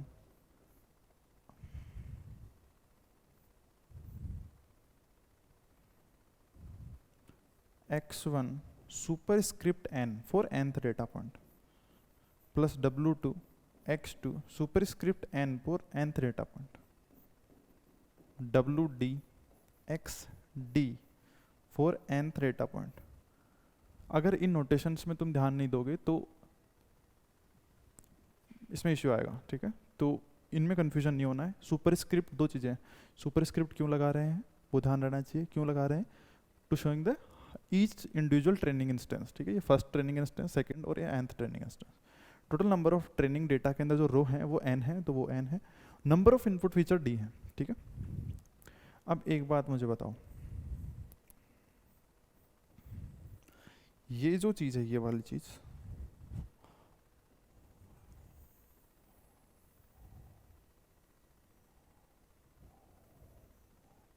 ये जो चीज़ है जो अपन लिखी है पूरी, उसको मैं ऐसे लिख सकता हूँ क्या, मुझे बताना। एक सिंगल रो को बताना मुझे।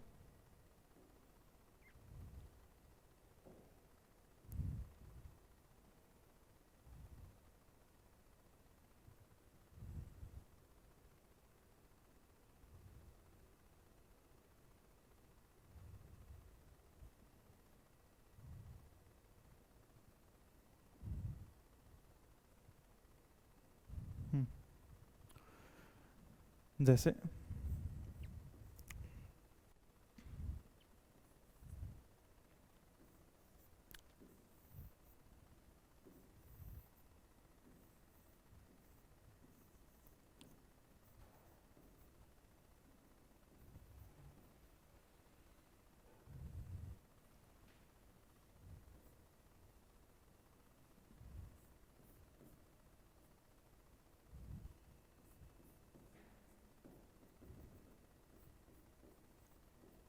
देखो, ये जो पहली रो पहली जो रो थी ना, ये वाली w0 plus w1 x1 plus w2 x2, इसको मैं एक डॉट प्रोडक्ट से बता सकता हूँ। डॉट प्रोडक्ट कह दो, या उसको ऐसे कह दो कि एक रो वेक्टर और एक कॉलम वेक्टर के मल्टीप्लाई से है ना, क्योंकि दोनों का जो डायमेंशन है अल्टीमेटली एक स्केलर वैल्यू आता है। तो मैंने क्या करा, इस जो w वेक्टर है, w मतलब मेरा जो वेट्स का वेक्टर, इनको वेट्स बोल सकता हूँ, वो वेक्टर मेरा आ गया ऐसे कॉलम वेक्टर। और जो x था, मतलब x मतलब जो अपनी डेटा की फर्स्ट रो थी ना, ये देखो यहाँ से लेकर यहाँ तक तो अपने डेटा की फर्स्ट रो ही है। ये जो अपना डेटा था ना, इसकी फर्स्ट रो है ये वाली, बट इसमें y नहीं है ना, ये ध्यान रखना, इसमें y नहीं है, सिर्फ इनपुट फीचर के लिए। तो जब इन दोनों को मल्टीप्लाई किया तो तुम अपने पास आया ये वाली चीज़, फर्स्ट वाली। अच्छा, मैं सेकंड के लिए बात करूँ, सेकंड के लिए तो उसके लिए मैं कह सकता हूँ 1 x1 2 x2 2 और xd 2। ये जब मैं करूँगा, ये वाला देखो, इस रो को तुम इस वेक्टर से मल्टीप्लाई करो, अपने पास फिर ये आएगा। ऐसे ही अपन सारी रो के लिए करें, और मैं जाऊं nth रो पे,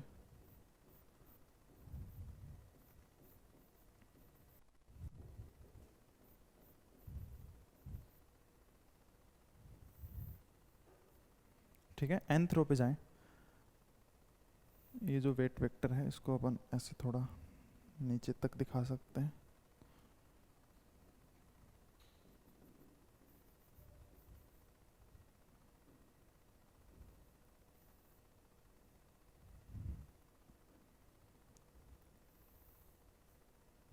ठीक है, तो ये देखो एक मैट्रिक्स बन गई पूरी, ये एक मैट्रिक्स बन गई।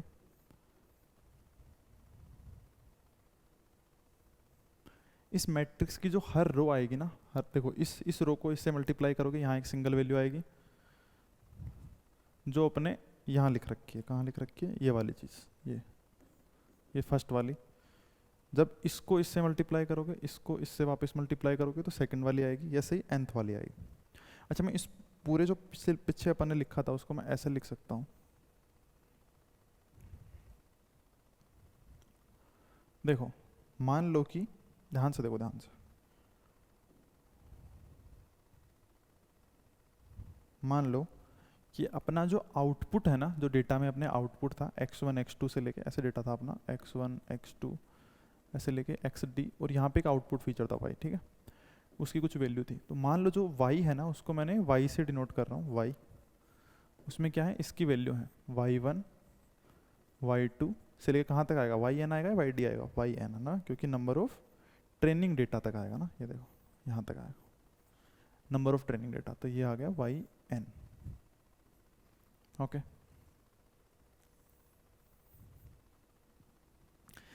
एक चीज और मैं करता हूँ, जो एरर है, हर पॉइंट की एरर है, तो उसको मैं एक वेक्टर से डिनोट कर देता हूँ, ई से, e1 पहले पॉइंट की एरर, सेकंड पॉइंट की एरर, और ये nth पॉइंट की एरर। ठीक है, तो ये देखो,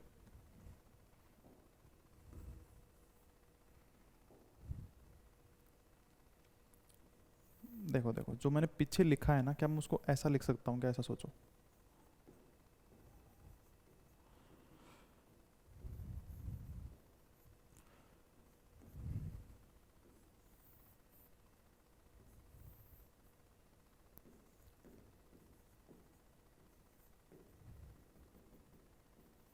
देखो जो फर्स्ट डेटा पॉइंट की एरर है ना e1, ये रही फर्स्ट डेटा पॉइंट की error e1, y1 minus w0 plus w1 x1 superscript 1 और wd xt। देखो e1 इक्वल टू y1, फिर इसको तुम इससे मल्टीप्लाई करो तो पहली वैल्यू आएगी वही वाली, y2 माइनस ना, माइनस आएगा, फिर इसको तुम इससे वैल्यू मल्टीप्लाई करो, सेकंड वैल्यू यही आएगी, ये वाली। ऐसे ही nth जो वैल्यू है ना, nth वैल्यू वो यहाँ से आएगी। तो ये देखो en equal to y n minus यहाँ वाली nth वैल्यू। ये क्लियर है क्या? जो मैंने पीछे लिखा है उसको मैंने एक मैट्रिक्स और वेक्टर के फॉर्म में रिप्रेजेंट किया। आई think it is clear for everyone. Okay, ये जो मैट्रिक्स है ना x, ये जो मैट्रिक्स है इसको मैं x नाम दूंगा। अब ध्यान से समझना, ध्यान देना, इस मैट्रिक्स को मैं नाम दूंगा x, that is coefficient matrix. यह है मेरा वेक्टर, एक वेक्टर है, तो मैं इसको नाम दिया w। w में क्या होगा, w0 w1 w2 और सारे वेट्स या पैरामीटर जिनको अपने को लर्न करना है। यह है मेरा y वेक्टर y, और ये है मेरा, ये क्या है मेरा, एक एरर वेक्टर, तो e। ये क्लियर है क्या?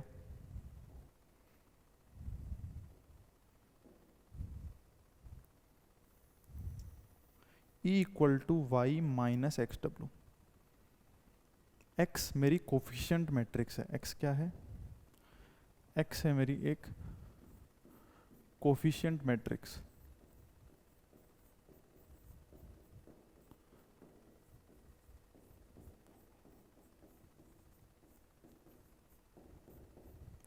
x है मेरी कोफिशिएंट मैट्रिक्स। ये कैसे निकले, ये देखो, अब ये काम की चीज़ है।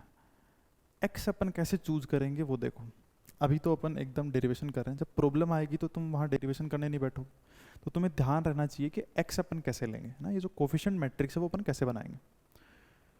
देखो, तो उसके लिए अपन पहले ये चीज़ समझते हैं कि x आई कहाँ से। ये जो x बनाई है अपन ने वो यहाँ से बनाई है, यहाँ से, है ना। क्या था x, क्या थी, ये जो w0, ये जो अपन w0 w1 x1, ये जो अपना लाइन है उसका जो वेट्स या पैरामीटर है उनका कोफिशिएंट है वो है। देखो x में क्या आया, w0 का कोफिशिएंट 1, फिर यहाँ पे x11 x21 xd1, देखो 1 x1 x2, ठीक है। सेकंड के लिए भी सेम W0, तो इसका कोफिशिएंट क्या आ जाएगा 1। जो वेट्स हैं अपने, जो पैरामीटर हैं, उनका कोफिशिएंट आ रहे हैं इसमें ना 1, इसका क्या आएगा x12, इसका x22 xd2, ठीक है। ये क्लियर है क्या? ओके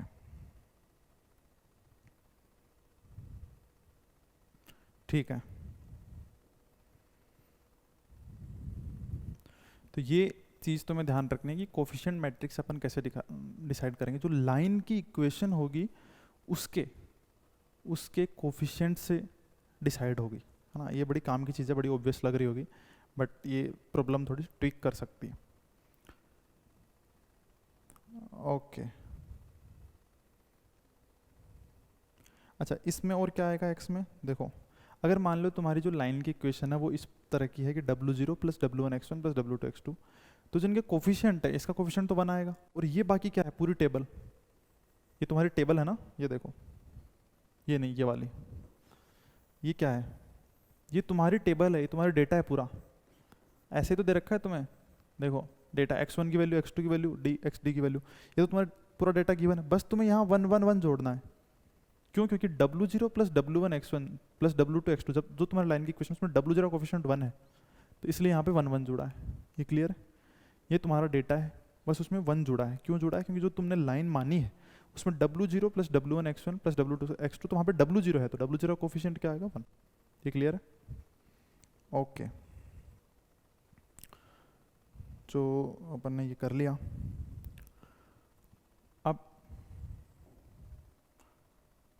अब अपन वापस अपनी उस पे आते हैं। अच्छा एक बात देखो, मिनिमाइज तो अपने को समेशन ऑफ EI स्क्वायर को ही करना है, समेशन ऑफ EI स्क्वायर को मिनिमाइज करना है। अच्छा, इस summation of EI square common, मतलब जो n डेटा पॉइंट्स के लिए है, इसको मैं जो वेक्टर मैंने E लिया था ना एरर वाला, उसके फॉर्म में कैसे दिखा सकता हूँ, ये मुझे बताओ। जो मैंने एरर वेक्टर लिया था ना, क्या लिया था error vector? E equal to E1 E2 और En। इसको मैं इस समेशन में कैसे दिखा सकता हूँ? देखो, ये एक स्केलर वैल्यू है, स्केलर वैल्यू है ना, तो मुझे कुछ डॉट प्रोडक्ट सा करना पड़ेगा वेक्टर का, ताकि इस फॉर्म में आ जाए। क्यों? क्योंकि डॉट प्रोडक्ट एक सिंगल वैल्यू देता है, डॉट प्रोडक्ट या एक रो वेक्टर और एक कॉलम वेक्टर। तो मैंने क्या करा, इस ई वेक्टर जो था ये वाला, इसका मैंने रो वेक्टर लिया। रो वेक्टर मतलब ऐसे, देखो, और उसका लिया मैंने कॉलम वेक्टर। जब इनको मल्टीप्लाई किया तो ये आ जाएगा, कोई दिक्कत ही नहीं है। अच्छा, ये क्या है? ये ई ट्रांसपोज है, और ये क्या है? ये ई है। ठीक है, यहाँ तक क्लियर है सबको, है ना? इसका मतलब मैं जो समेशन ऑफ EI स्क्वायर था ना, इधर देखो, समेशन ऑफ EI स्क्वायर था, उसको मिनिमाइज करने का मतलब ये हो गया कि मुझे ई ट्रांसपोज ई को मिनिमाइज करना है। ई यहाँ पे वेक्टर है, ये क्या थी? वैल्यू थी, तो इसको अपन ने ऐसे दिखा रखा था, वैसे कन्फ्यूजन ना हो तुम्हें, ऐसे, है ना, EI स्क्वायर ऐसे, ऐसे भी दिखा सकते हो।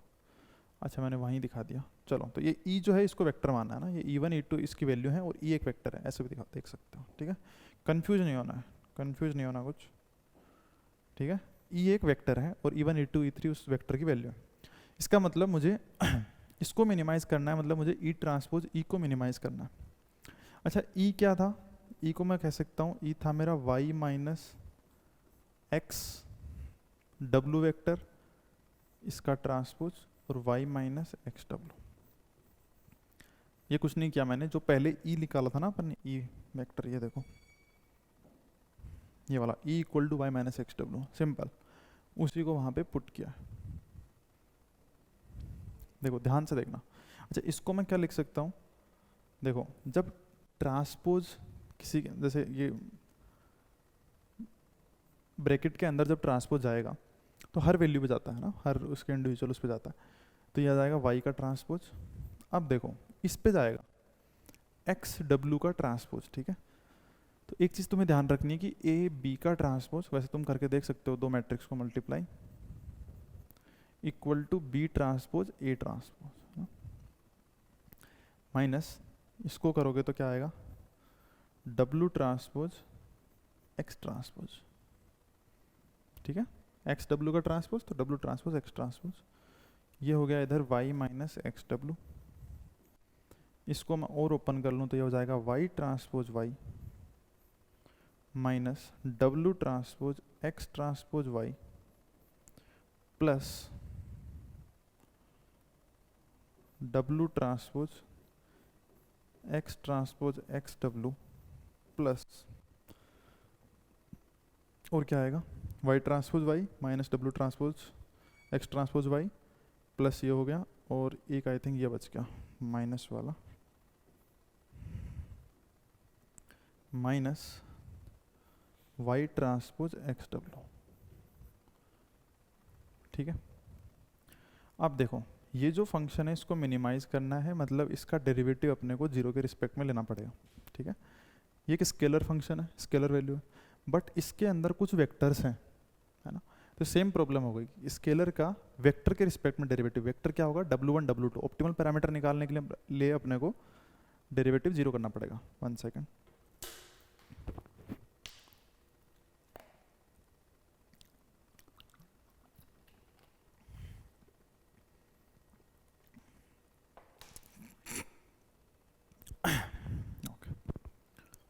हाँ, तो ऑप्टिमल पैरामीटर निकालने के लिए अपने को optimal W0 W1 W2 WD चाहिए। तो उसके लिए अपने को इसका जो ग्रेडियंट है, सॉरी इसका जो डेरिवेटिव है ई ट्रांसपोज ई का जो डेरिवेटिव है वो जीरो करना पड़ेगा W के रिस्पेक्ट में। अब ई ट्रांसपोज ई तो एक स्केलर वैल्यू है, अपन ने देख लिया इसका वैल्यू तो ये है। ठीक है, स्केलर वैल्यू है। इसका जब तुम W एक वेक्टर के रिस्पेक्ट में डेरिवेटिव करोगे तो वो अपन ने देख लिया, एक स्केलर फंक्शन कैसे एक वेक्टर के रिस्पेक्ट में डेरिवेटिव किया जाता है ना। तो ये स्केलर वैल्यू है, इसका वेक्टर के रिस्पेक्ट में डेरिवेटिव, वेक्टर क्या होगा, डेल ऑफ ई ट्रांसपोज ई का W के रिस्पेक्ट में डेरिवेटिव अपने को क्या करना है, जीरो करना। तो देखो y ट्रांसपोज y, यहाँ से शुरू करते हैं। y ट्रांसपोज y क्या है, y एक वेक्टर है, तो y ट्रांसपोज y एक स्केलर वैल्यू होगी। इसमें कहीं भी W नहीं है ना, कहीं भी W नहीं है, एक स्केलर वैल्यू है, इसमें कहीं भी W का नाम ही नहीं है। इसका मतलब इसका W के रिस्पेक्ट में डेरिवेटिव जीरो होगा। ठीक है,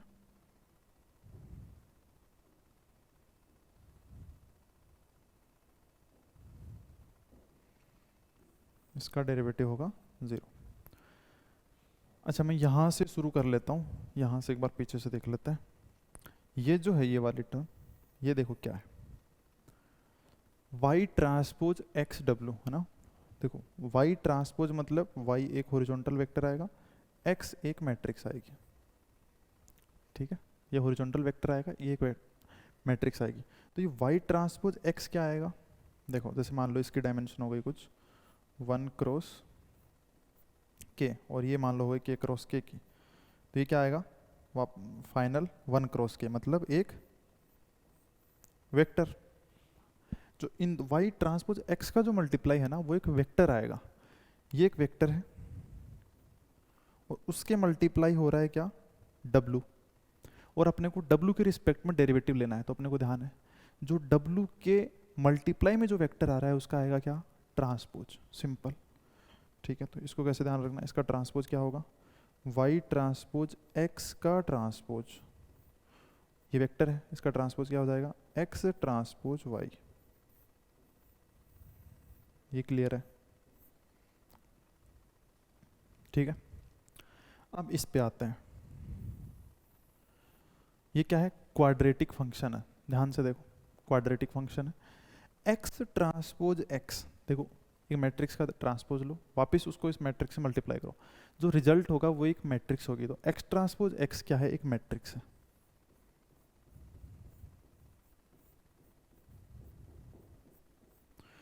और W ट्रांसपोज x एक मैट्रिक्स इंटू W, जब इसका डेरिवेटिव अपन W के रिस्पेक्ट में लेते हैं तो वो क्या आएगा, जैसे अपन अगर A एक मैट्रिक्स होती है तो A transpose plus A into W आता है ना। A क्या है यहाँ पे, x ट्रांसपोज x है, तो A मतलब x transpose x plus A का ट्रांसपोज मतलब x ट्रांसपोज एक्स का होल ट्रांसपोज इनटू डब्लू। ये क्लियर है? अच्छा, एक्स ट्रांसपोज का एक्स का whole transpose is same as x transpose x, तो एक्स ट्रांसपोज एक्स दो बार जुड़ गया, फिर डब्लू, तो ये किस में आया इसका आंसर? 2x ट्रांसपोज एक्स डब्लू। ठीक है, तीन टर्म अपन ने सोल्व कर ली है, 2x ट्रांसपोज एक्स डब्लू, एक का x ट्रांसपोज y और एक का 0। एक टर्म बच रही है, उसको भी अपन देख लेते हैं।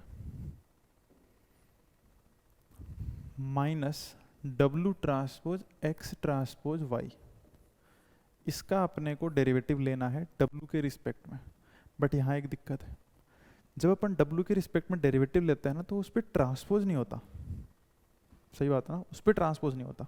किसी वेक्टर के रिस्पेक्ट में डेरिवेटिव लेंगे तो उसका ट्रांसपोज नहीं होगा। जैसे अपन ने फॉर्म देखी थी, F W equal to alpha transpose W plus beta, W के रिस्पेक्ट में ले रहे थे, तो अपने को उस फॉर्म में कन्वर्ट करना पड़ेगा। कौन सी फॉर्म? कि पहले जो जिसके रिस्पेक्ट में अपन डेरिवेटिव ले रहे हैं ना, वो वेक्टर हो, उसका ट्रांसपोज ना हो, वहाँ पे क्या हो? वेक्टर हो। तो इसको देखो, एक सिंपल सी चीज़ है, ये एक वेक्टर है, अपन देख चुके हैं एक्स ट्रांसपोज वाई एक वेक्टर होता है। ये क्या है? एक हॉरिजॉन्टल वेक्टर है ना, डब्ल्यू ट्रांसपोज मतलब ये हॉरिजॉन्टल वेक्टर, और ये एक्स ट्रांसपोज वाई आएगा ये वर्टिकल वेक्टर। मतलब इन दोनों का मिला के बनेगी एक स्केलर वैल्यू, ये अपने को पता ही है। एक हॉरिजॉन्टल वेक्टर और एक वर्टिकल वेक्टर या कॉलम वेक्टर को जब मल्टीप्लाई करते हैं तो आती है स्केलर वैल्यू। अच्छा, इन दोनों के मल्टीप्लाई से आएगी स्केलर वैल्यू। ठीक है, इसको मैं बोल दूं अगर, अच्छा इसको मैं बोल दूं अगर ए, मतलब डब्लू को ए बोल देता हूँ, चलो वो तो बाद में बोल देंगे अपन। उससे पहले एक बात देखो, ये जो स्केलर मल्टीप्लिकेशन है, मान लो मैं इसको मैं ऐसे बोल दूं W1 W2 और यहाँ पे वेक्टर V1 और V2, क्या सेम रिजल्ट ऐसे भी लाया जा सकता है कि मैं ये जो वेक्टर V1 V2 वाला वेक्टर है उसको मैं हॉरिजॉन्टल कर दूं और जो W वाला वेक्टर है उसको मैं कॉलम वेक्टर बना दूं?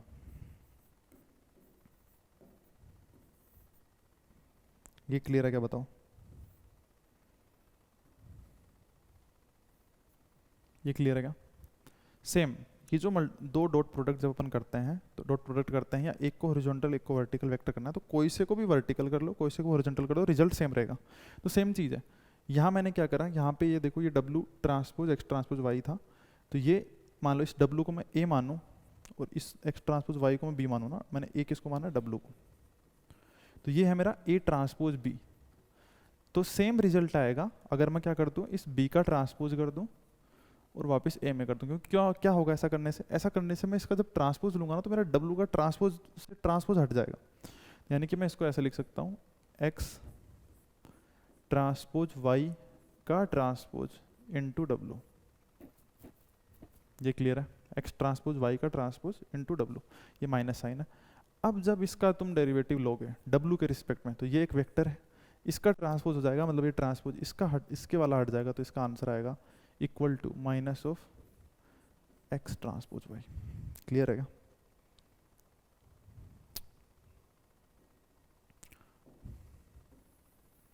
ठीक है, ओके।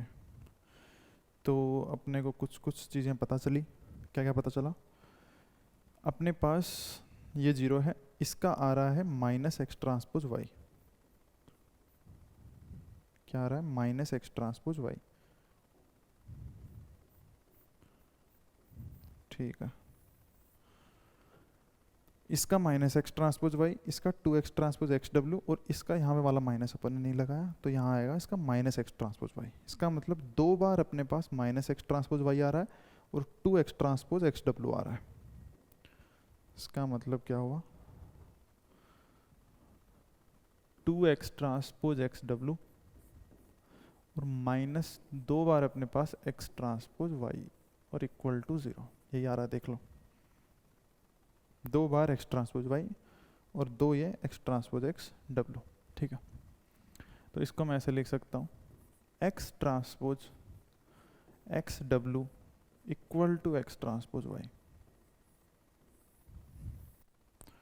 और जब मुझे ऑप्टिमल डब्लू निकालना हो, डब्लू स्टार, वो निकलेगा एक्स ट्रांसपोज एक्स का whole inverse x transpose y. और इस इक्वेशन को बोलते हैं नॉर्मल इक्वेशन।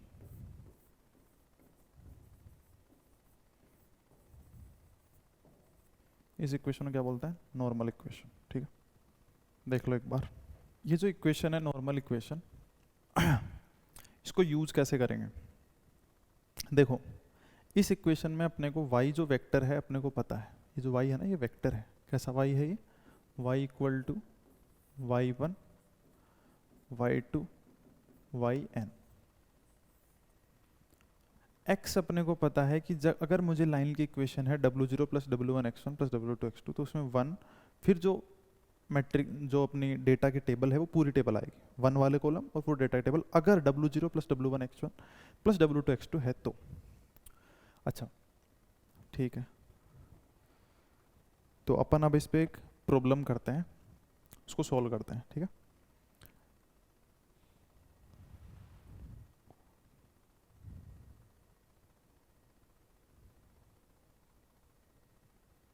ये है प्रॉब्लम, ये देखो एक बार।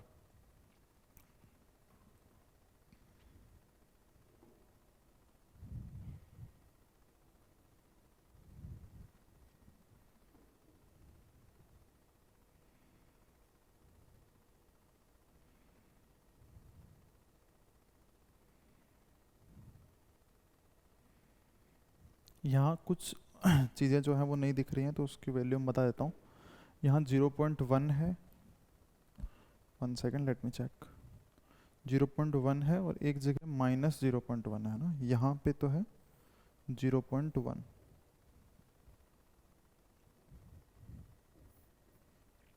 यहाँ क्या है? 0.1। और यहाँ क्या है?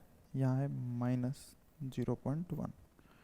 ठीक है, ये विजिबल नहीं है, तो यहाँ 0.1 है, दूसरी जगह है -0.1। ठीक है, अब करो इसको।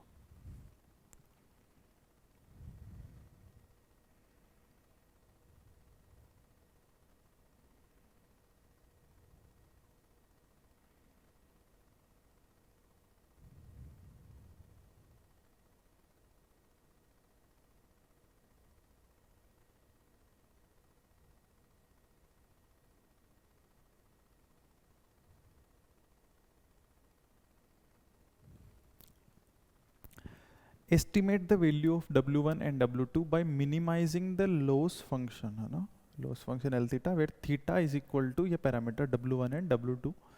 The loss function is defined as the mean squared error, है ना, तो सेम बात है, मीन स्क्वायर एरर को मिनिमाइज करना है या स्क्वायर एरर को मिनिमाइज करना है between the predicted and actual value of y। ठीक है, इसको मिनिमाइज करना है, ये अपना समेशन ऑफ ए स्क्वायर, ये सब पता है।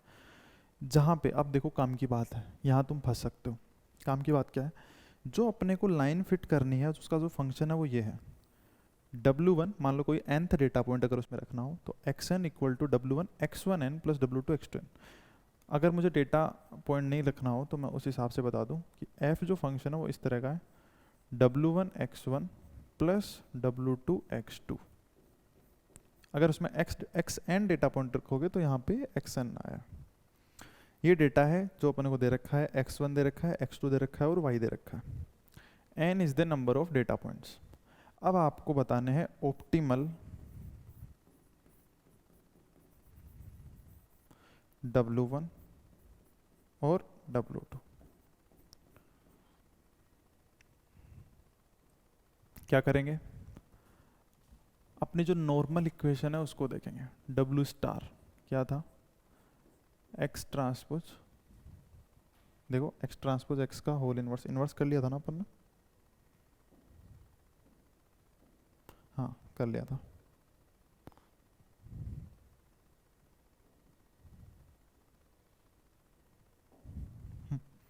x ट्रांसपोज x का whole inverse x transpose y।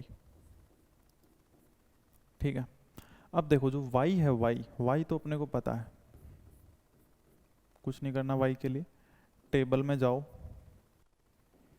और y की वैल्यू उठा लो, ये वाली वैल्यू 0.21, 0.01, 0.97, 98 और 0.45। 0.21, 0.01,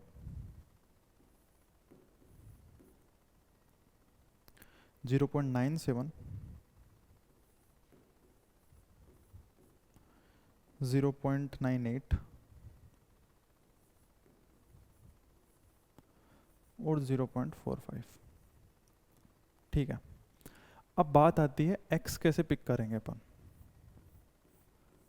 x कैसे पिक करेंगे? x क्या है? x है कोफिशिएंट मैट्रिक्स। कोफिशिएंट मैट्रिक्स मतलब जो अपन लाइन अज्यूम करते हैं ना, उसके कोफिशिएंट्स।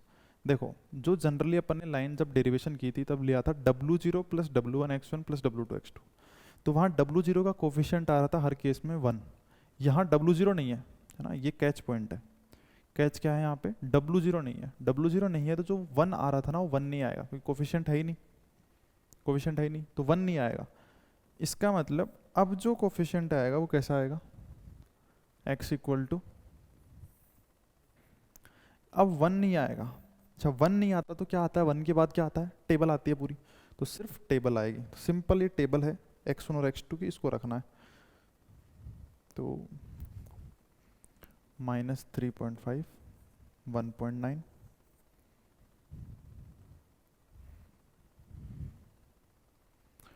2.1 -3.3,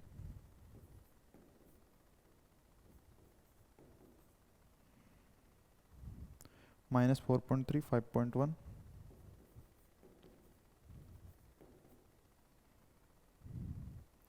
1.7, 2.2 और -0.1 और -0.1 है ना। x1 और x2 ही आएंगे। ये क्लियर है ना? 1 क्यों नहीं आया? ये क्लियर है क्या? बताओ 1 क्यों नहीं आया? क्योंकि जो अपन ने लाइन की इक्वेशन जब अपन ने अज्यूम करी थी उसमें W0 plus W1x1 plus W2x2 plus WDxt, और मैंने बताया था, ये ध्यान रखने वाली चीज़ है कि जो लाइन की इक्वेशन अज्यूम करेंगे उनके कोफिशिएंट्स आएंगे। तो फर्स्ट डेटा पॉइंट के लिए W0 नहीं है, तो मतलब W1x1 प्लस W2x2, तो W0 हटाया, W1 का कोफिशिएंट, W2 का कोफिशिएंट, क्या आएगा? x1 और x2 है ना। ये x1 है और ये x2 है। सिंपल 1 2 3 4 5 है ना, 5 क्रॉस 2 की मैट्रिक्स है।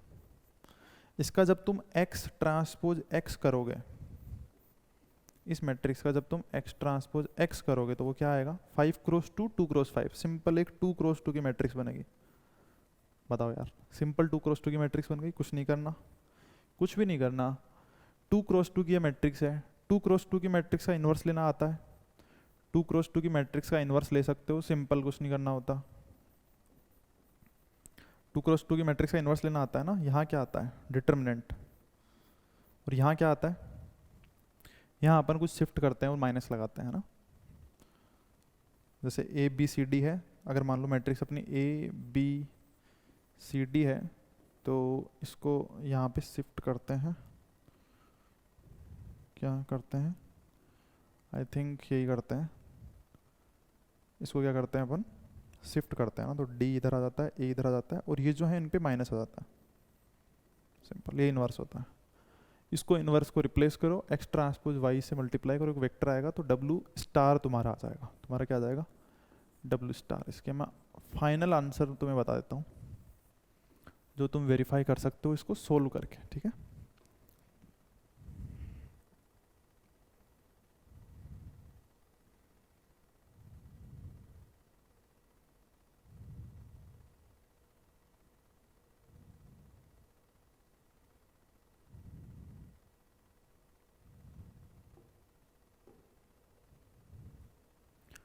पॉइंट 128 और 0.25 के अराउंड आंसर है। 0.128 और 0.2532। ठीक है, ऐसे ये अपने ऑप्टिमल वैल्यू आ गई। आई थिंक इट इज़ क्लियर, है ना।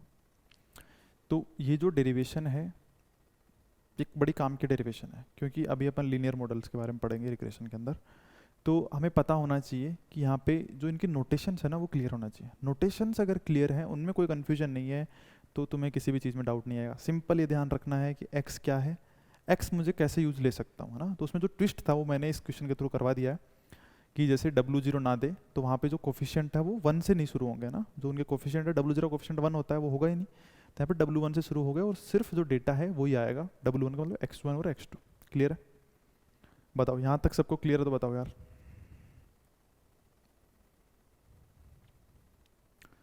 यहाँ तक क्लियर है क्या? क्लियर है? कैसे चल रहा है अपना कोर्स, कैसे चल रहा है?